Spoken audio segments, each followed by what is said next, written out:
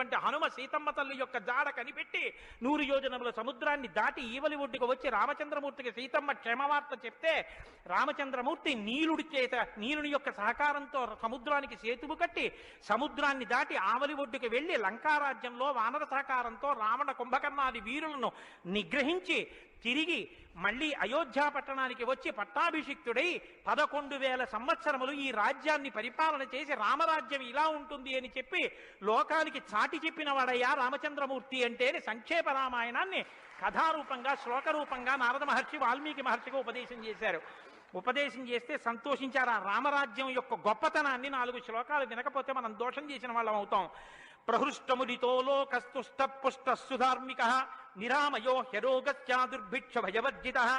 న పుత్రమరణం కించిత్ తద్రక్షంతి పురుషః క్వచిత్ నార్యాశ్చా విధమా నిత్యం భవిష్యంతి పతివ్రతాః న